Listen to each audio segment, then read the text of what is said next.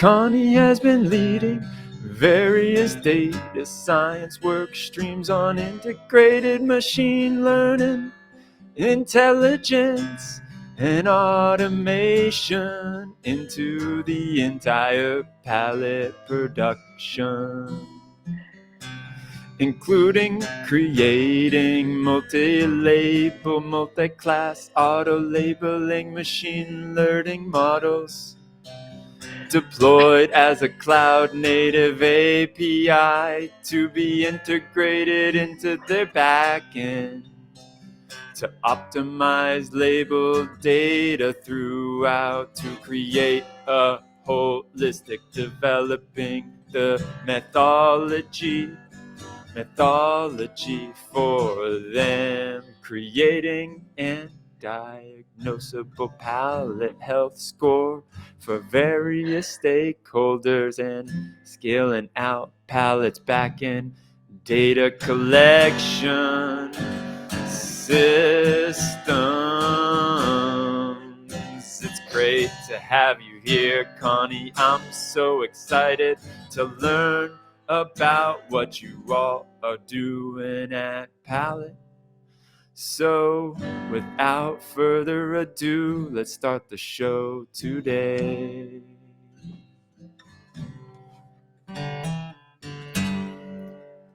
I know, Connie, you've got a great presentation prepared for us. I'm going to throw that up on the screen also so that we can get rocking.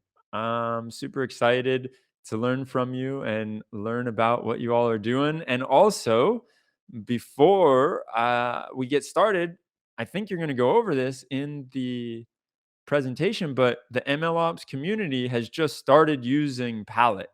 So if anyone out there wants to use Pallet, we've got the link that I'm going to throw in the chat right now. But Connie, you're also going to go over that too. So I'll let you present. I won't say anything else about it. And I'm excited. I'll hand it over to you. Welcome. Thank you, Demetrios. Thank you for having me for the MLOps community today. I'm super excited. We'll be going over a good amount of content. I was saying to Demetrios, I'm totally okay with people just asking questions throughout. So anytime you have a thought or a question, feel free to put it in the chat. I believe we should be able to see that. So without further ado, I will just get started. Hey, everyone. My name is Connie, so I currently lead the data science efforts here at Pallet. And the question next is probably, what is Pallet? I will be diving into that and going over a real example of data science work that we've done here at Pallet so far. And I will dive right in. So for the agenda today is pretty basic. So I'll first be talking about Pallet. So who are we? What's our product? And if you are interested, how would you get your own pallet? And then I will be diving in and talking about the various applications of data science and specifically going and diving into an example here at Pallet.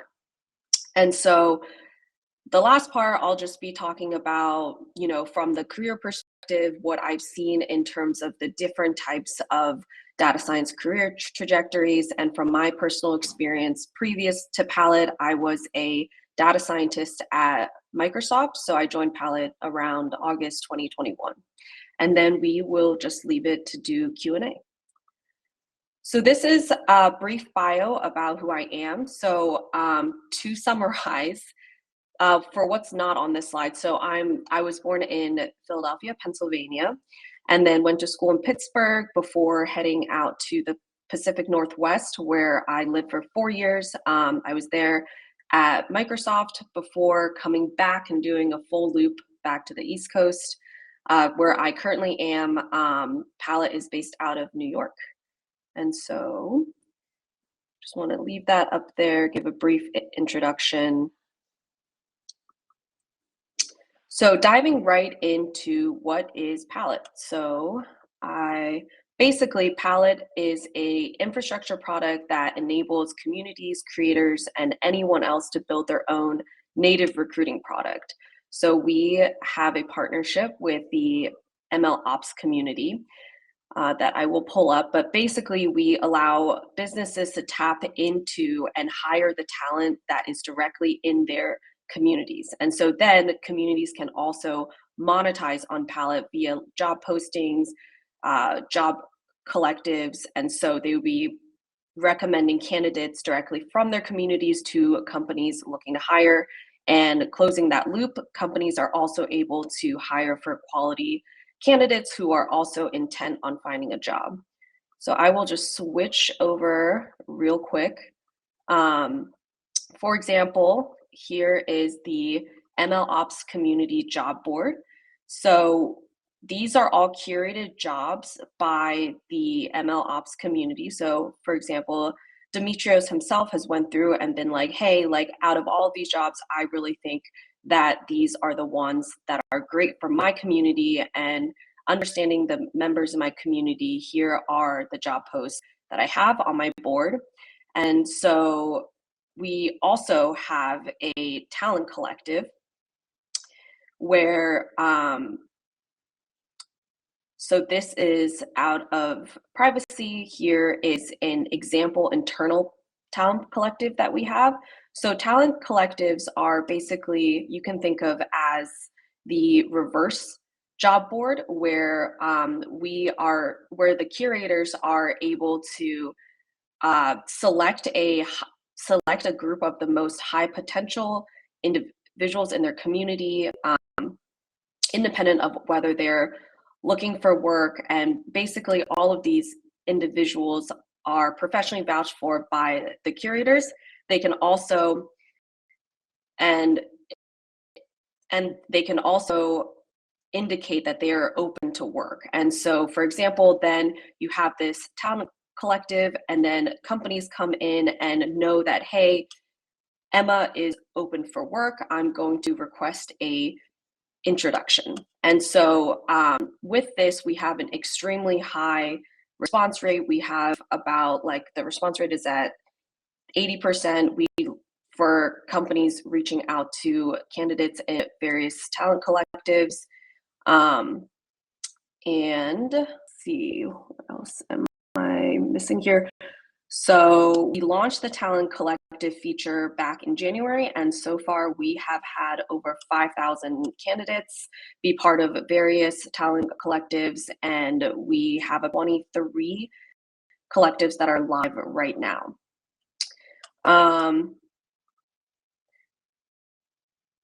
So something about the job boards that we have, our innovation here is not so much in the job board itself, but more so in terms of who we think should have a job board. So we really feel like there's these online centers of gravity where you have individuals that manage communities in these niche spaces, in these online marketplaces, and we are basically bringing a native recruiting product directly there. And like, these curators have a bond with their community, so they know which jobs would be the best for the community members, and they would also have a better understanding for community members who are looking to hire as well. And so then they're able to curate this list of candidates who are actively looking for jobs, where the candidates themselves don't have to do anything except indicate that they are, and then companies reach out directly to them. And so for more information, check out our website at Pallet.com. And so you can see here that depending on who you are, if you are a company looking to hire for quality talent, if you're a community leader like Demetrios for the MLOps community, or if you are someone who's a job seeker and looking for a job, then you go through this process accordingly. So switching back, Demetrios, do you have anything to add about your experience using Pallet so far?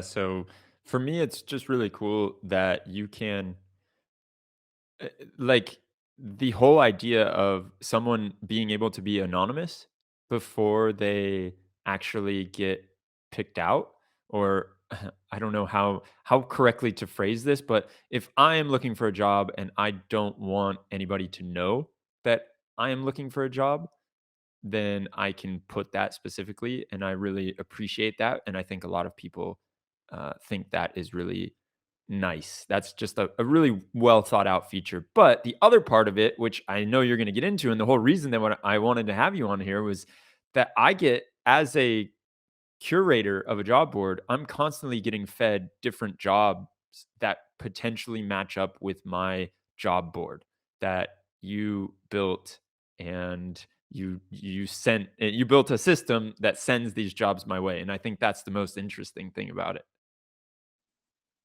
Yeah, absolutely. That is a great segue into just directly talking about the data science application. So I'll start off by with a meme. All models are wrong, but some are useful by the great statistician George Box. And from the high level perspective, before diving into the specific palette example, I just wanted to give a preface of the data science lifecycle and which part this talk will be primarily focused on. So, given this is about the MLOps community, I'll be more so focused on the latter stages of the data science lifecycle that's seen here. So we will not be going as deep into the modeling aspect in terms of what pre-processing steps were used, feature engineering, which models we chose, or hyperparameter tuning. The takeaway really from this talk will be center more around the deployment stage and how we were able to translate a business an engineering or business problem into a data science problem, and how we went about to solve that. And so really on the application side, this is really the framework that the mental framework that I think about when thinking about how to apply data science effectively in with any product or engineering problem. I think about what is the problem, and then I think about how to translate that problem into a data science one. And so I think a lot of the part is this may not be the part that's talked about as much, I feel like, in our field. But the translation from that business question or like engineering question to a data science problem, I would argue is one, if it's not the most important, it's definitely the top most I think is the most important step, because if you're not able, and also I think it's probably the most difficult step, because if you're not able to really accurately translate that problem over, then everything downstream really may not be impactful to whoever is like to the product or engineering teams. And so how I think about that, how I think about translating that problem is really assessing what we have, and then how do we want to build a flexible and robust methodology that can be generalized as much as possible in order to get to what we want to achieve. So so this is really the bulk of it. So going off of that mental framework, our first example for Pallet is that we used machine learning models to automate the data classification and labeling in our backend. So to give a little bit of context, for the product vertical that this project was affecting was the job board. As Demetrios was saying, one of the toughest parts of having a job board is being able to source the right jobs for the right communities. And so fundamentally, when we think about how to source the right jobs for each job board, we need to have a data repository or of jobs that are properly labeled and classified according to our internal classification system. And so working with the creators and communities where the primary purpose for the curators is not around recruiting. So it's really around curating their community, and that's really awesome because they have this natural bond with their community. But then what that also means is that our partners are not recruiters. And so we want to make sure that we do as much of the automation and we do as much of the quote unquote recruiting aspect for them as possible. And so how do we really streamline what it takes to run a job board? Some challenges are, for example, we can't really expect every job board to have a lot of job companies posting to it immediately. And so then it comes the question of like, where do we get the jobs to source? And how do we properly label those source jobs that we get as well? So the solution here is that we built out this, and I will dive into this as we go to the next slide.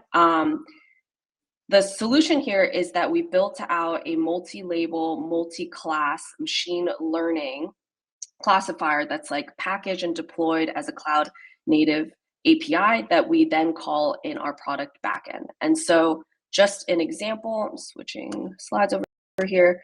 So every curator, they get a series of jobs to review. So as Demetrios was saying, is he would be able to see like, oh, in his review pile, like from our backend, we think that these jobs would be great for your job board. And so he can hit like, okay, I agree. And then these jobs go into his job board. So into the MLOps board, all of these.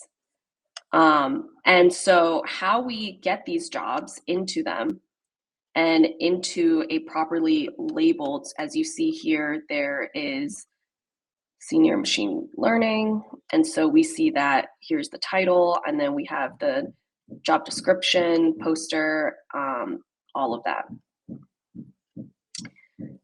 So how do we do that is the question. We let's starting from the end. Let's start from the end. So this is looking at more of answering the question of how is data science impactful when integrated into the overall product and engineering process. So beginning from the end, this is tracking the impact of using the machine learning models that we created before and after. So you can see a very obvious before is that before we had Casper, which is what we call our deployed machine learning model. Before we deployed Casper, we had a bunch of people who were outsourced to do the labeling, and we also had individuals on our ops team who would do this. So what they would do is basically do all of the work manually. And so you see that the manual work at most per day, there was about 150 label job posts. That would be the output. For the 30-day moving average, at most would be around 70 posts overall. And then you see the spike. So that spike is the day that we deployed Casper, our machine learning models, into production. You see that it jumped up immediately. And so we saw a 1,000% increase per day, and we saw a 600% increase for our 30-day moving average. And so this is really to showcase just how impactful it is in terms of how we want to automate a lot of the manual work that is repetitive, and we're constantly asking ourselves like, hey, like, are there parts of either our product or engineering process where we feel like this is really able to be automated? And this was one of the aspects. So diving into how we were doing this, I know this is a lot for one slide, so I'm going to go over each step. So basically the infrastructure and MLOps component of Casper, of like how we thought about this, is that while you see the job postings on here, we go through a pretty you see the job postings on here. In order to get these job postings to show up here, we have a backend um, database that basically we initially scrape a lot of our job data from known ATSs like Greenhouse, Lever, Workable, and we break up how we approach this in two steps. So one is the manual approach and one is a series of machine learning models. So I'm a big believer in that, like if something is very obvious, like for example, if we see a scrape job that we have that says, oh, software engineer, then we don't need a machine learning model to tell us, hey, like classify this as a software engineer. So I really believe that combining together the manual rules and also the machine learning models is the most powerful and most effective way to go about it. So the manual rules we call heuristics is a YAML file that just goes through and is like, hey, if this is telling me A is A, then classify it as A. And then what we have is that, okay, if we don't know it, or if we've never seen the data point before, then we would need to have our machine learning models predict and categorize. And so this part is the part that I was saying the talk will not really be focused on necessarily today. For the part on like text pre-processing, how we built the pipeline, what models we experimented with and chose. And previously in the slide, I was showing the performance of overall, not necessarily the performance of the models themselves. So high level here is that basically trained 3 different multi-label, multi-class machine learning models, and this is based on a lot of natural language processing work, since the type of data that we work with for this particular project was a lot of text input. And so there's a lot of parsing and lemmatization and a lot of different types of models that we tried in the space of just like machine learning, deep learning, transfer learning, all of that. And so ultimately, we decided on the model that performs the best, is the most interpretable, and also we were able to extract the predicted probabilities of. So we're able to evaluate how accurate those predictions are. That's always a thought that I think about when building out these pipelines, is that like when we think about the end result, are we able to get on an individual basis the probability of how accurate the model classified each point? And so then after that, this would be the proof of concept phase. After we need to think about how do we really deploy Casper. And so having it be a Flask API, and so that we have an endpoint at /predict, so we're able to send a post request and then at the predict endpoint and be able to get back the predicted results. We then went ahead and Dockerized and then put behind a actual production server, and we deployed our Dockerized Flask API on Google Cloud Run. So at Pallet here, we use Google Cloud for our main environment. And then after that is really that we would just be able to call that deployed that cloud native API directly in the Pallet backend in order for us to automatically label and classify job postings. So I will stop here if there's any questions from the audience. This is so awesome. And you said something while we're waiting for questions to come through, I just wanted to highlight, and that is this what should be common sense, but it is not always common. And that's if a job says software engineer, you don't need to use machine learning. Like try and figure out the Exactly. heuristics, try and figure out what will work and the easiest way to make that work before you go on to the next one. So let's field some questions. I see somebody, another Demetrios, is asking questions. What do you got, Demetrios? Hit us with what you got. I'll ask Connie and pass it on to her. I imagine he's typing right now. Or Demetrios, if you want, I can sing your question to Connie as a song. And then she'll never be able to answer it because she won't understand what the hell I'm saying. um, but in the meantime, yeah, the I mean, this is all super cool. For the rest of it, I guess once the questions come through, oh, here we go. I suppose you have hundreds or thousands of streaming data per day. How do you deal with misclassifications, if any?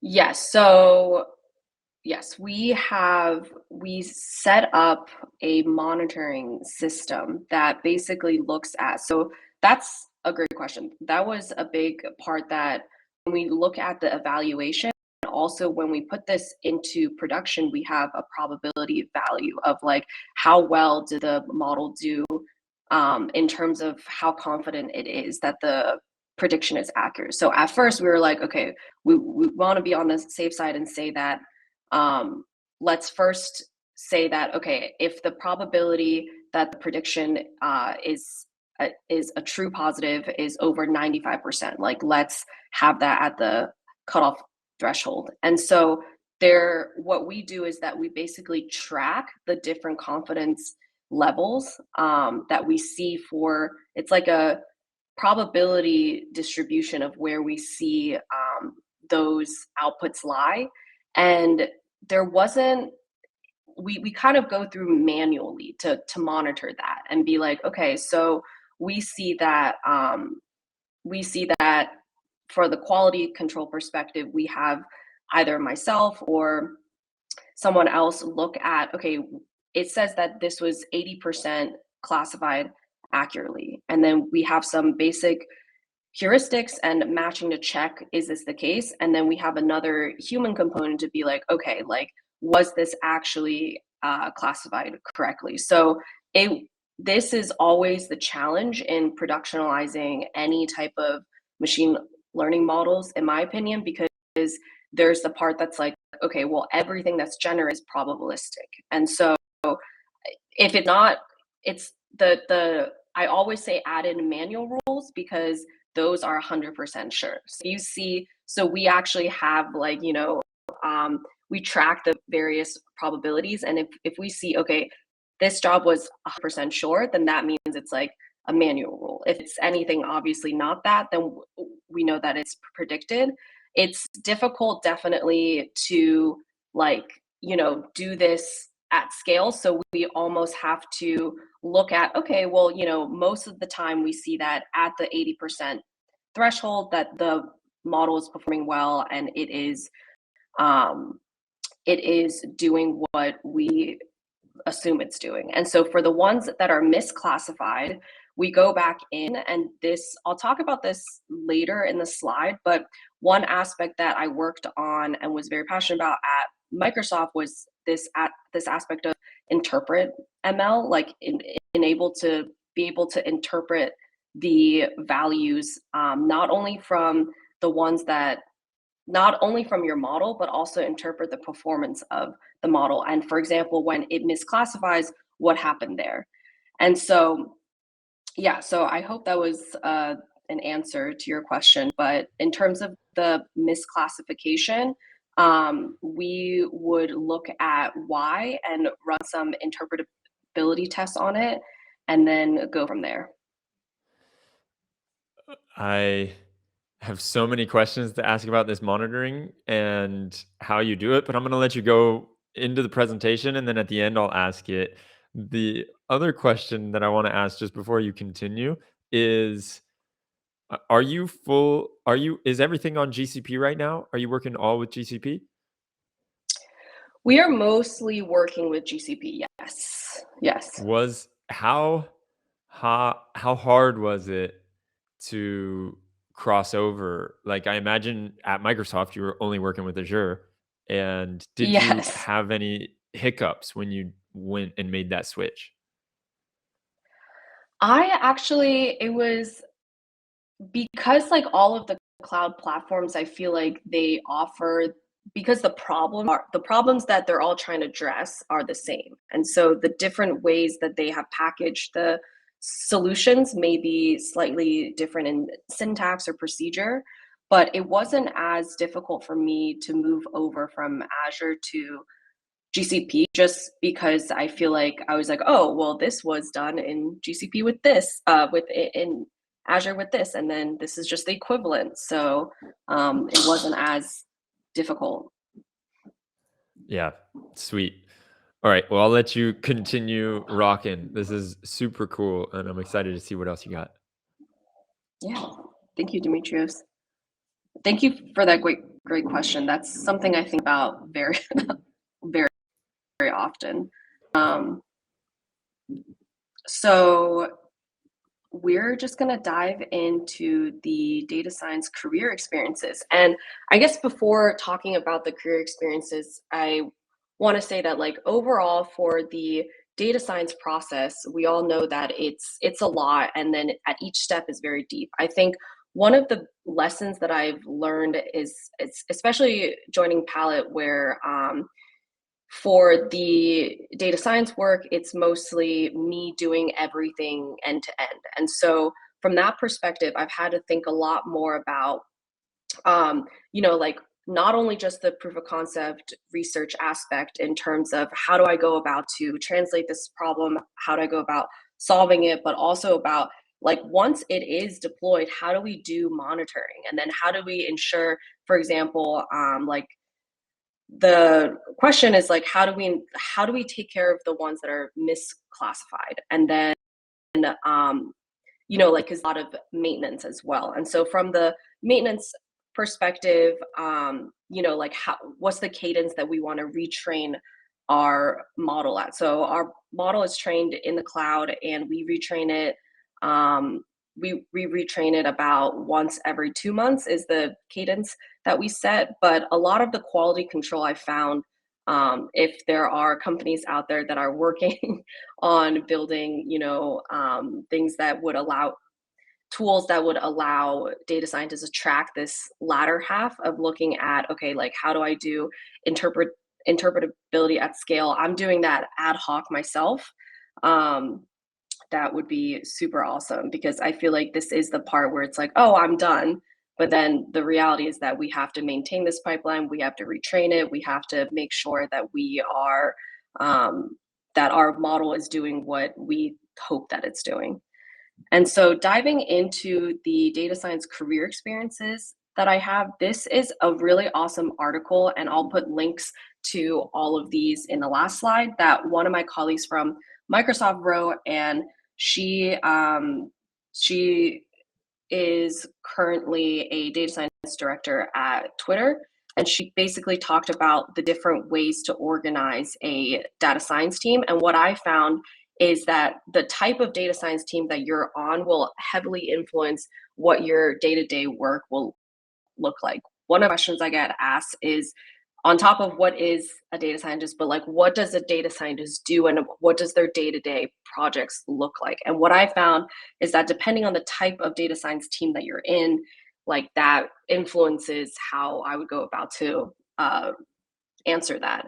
And so at larger companies like Microsoft, there's really like three and at most larger companies, there's really three main models that I've seen. And I've talked to my colleagues at like Google, Netflix, Facebook, Meta, and it's just the same general idea of like you either have like a core team or you have like a product teams or you have this hybrid combination. And so for the core teams, it's really that your colleagues will be other data scientists, and then you consult out with other product teams. And so, for example, I was on the core team.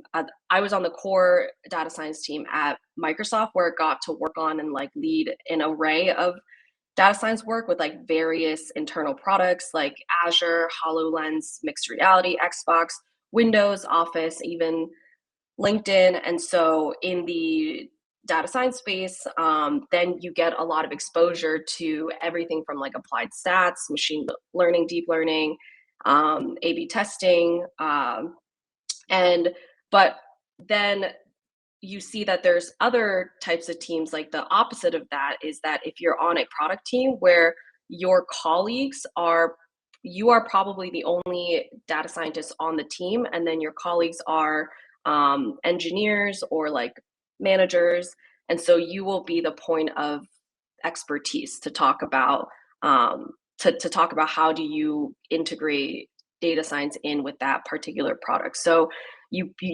really become an expert in that space. And then there is the hybrid model where you're fundamentally on a core team where your peers are data scientists, but you spend a lot of time in product spaces, so much that basically a lot of your performance and your work is tracked in that. It's tracked in how well you are able to apply that skills into that particular product space. So then, like, there's like that. I know people have talked about this before in this community, like that idea of a full stack data scientist. It is definitely very hard to achieve because you see that which part of the data science pipeline do people want to really become an expert in, because the pipeline is so wide, and it's also in each aspect very deep. I've seen that a lot of my colleagues, like they could choose to stay in the research proof of concept phase, or they could choose to stay in the more like machine learning ops phase, or they could just choose to really have this like generalized approach of looking at, okay, so for each different phases, there's a lot of analysis and additional like post hoc work that needs to be done. For example, previously I had colleagues that focused specifically on interpretable machine learning and looking at how are we able to make black box models explainable. At a startup, to take the other experience, is that really have to try to encapsulate this full pipeline of not only going through, okay, here's the business understanding and how I'm able to translate that, and then also quickly do a research proof of concept. So quickly spinning up an MVP is what I found to be the most effective way to go. So even if it's not perfect, just having that MVP out there, you have a lot of learning in terms of like, oh, is this really the question that I wanted to answer? Are these really the metrics that I wanted to optimize on?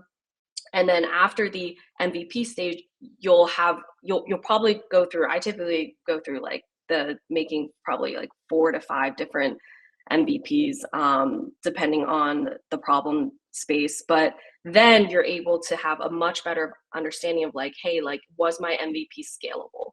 And so thinking about, okay, if I have to put this into production, what is the compute that I would need to enable this to be scalable?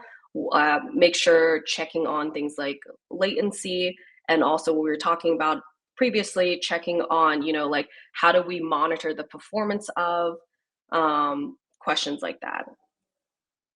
So this is also another really awesome article that I found, is like the different types of data science roles. And I really like this focus on like this impact. So focusing on impact and thinking about like, for data scientists, I delivered X and it had like Y impact. And so like, what is that quantifiable impact? And this is just an example of like, for example, if you have the machine learning scientist title, like what is something that's like impact driven work versus like a non-impact driven work. And I love the Avengers analogy here, of the different types of data scientists that are out there. And that is the majority of my talk for today. So these are articles that I linked. I also want to leave time for questions. So cool.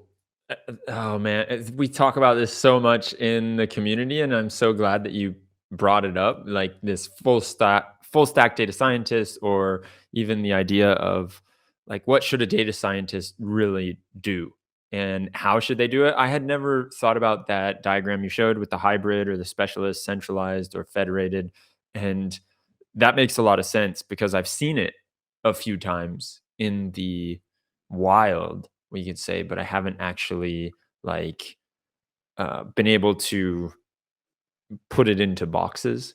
So that's super nice. Now I'll ask the first question while everybody else is thinking about theirs. Going back to the monitoring solution, did you build something with Prometheus and Grafana? Are you using something that is like with just a traditional tool that isn't specifically for machine learning, or is it a specific machine learning tool? Is it open source? I mean, you don't have to say the name if you don't want to, Mhm. but feel free to let us know as much as you can about that. We're not, yeah. So that would actually, those are options that we were looking into. Initially, I like to start really simple and just kind of like, because we pull so we track the metrics that evaluate like whether or not, like for example, what I was saying is that we track the distribution of the probability that it was classified properly or not. And then from there, like we look at the individual data points where we see it falls below a certain threshold. So I think like using those tools would be the next step. But for our classification model so far, like I did a lot of work in terms of like making sure it didn't overfit and all of these like pre-processing steps, and the accuracy for the model itself is actually like we have enough data, and the accuracy for each label class per model has been high enough that we've been able to use this very rudimentary way of monitoring. If we were to build out a more complex black box system, then I think that turning to those tools would be what would need. But for what we currently have for that particular project, we actually just have a dashboard that analyzes the performance and then links back to the ones that fall below a certain threshold, which Uh, I think could be automated more, but very interpretable and super easy to use. So yeah, yeah, and props to you because sometimes it's easy to over engineer things, and this is a very cool way yeah. of not over engineering it. So, next question we've got from William. He's asking, where do you store the data? We store our data, so we have Postgres is what we use, and then our data warehouse is in Google BigQuery. Okay, makes sense. Mhm. So then Demetrios is asking, regarding your motto evaluation, I assume that the amounts of data for each label is different. So kind of Yes. unbalanced data Class sets. Do you imbalance. use Yeah. overall accuracy or some weighted metric for each class? Yes. So the class, yes, this was any like, like real world data. We never see a balance. So we always have to take into account, like the imbalance in. So for each model, like, for example, one of them had 15 distinct label classes. So it was very imbalanced. And so when we think about the models that I chose, particularly, it was I adjusted the hyperparameters to take into account that imbalance, but that's not always necessarily enough. And so the evaluation metric was that I used was, like weighted AUC, precision recall, like for any type of class imbalance, I always make sure to break it out to look at what is the precision recall value, because that really tells us like, okay, like what are the rates. So yeah, I look at mainly precision recall, F1 score, AUC, but Excellent. So precision recall, oh F1 yes. score, and AUC makes sense. Now, another one coming through. Do you have one data science team to deal with any process, or do you have different small teams? I'm assuming this is going back to, Process yeah. engineering. I'm assuming this is going So, back oh yeah. to the part where you were talking about the different ways of doing data science teams. Mhm. Yeah, so at Pallet, we are early stage tech startup. We are pre-series A, so we currently have 13, 14 full time. So I am the only data scientist currently at the company. And so definitely we're currently hiring engineers. So if there's engineers out there who wants to join a high growth startup, let me know or let Demetrios know. Yes, we'll But put the job on our so pallet board. yes, put the pallet job on the pallet board. So currently Yeah. I myself and like two other engineers, like we split a lot of the work in terms of doing the data engineering infrastructure, all of that. So it's pretty it's pretty much we take on, you know, as much as we currently can. Excellent. So we've got about 10 minutes left, and this was something that I want to mention to everyone that's still sticking around. We have a way that you can randomly match up with people. And if you click on the left sidebar, you can check out how you can meet up with others in this session by just clicking on the tab that says match.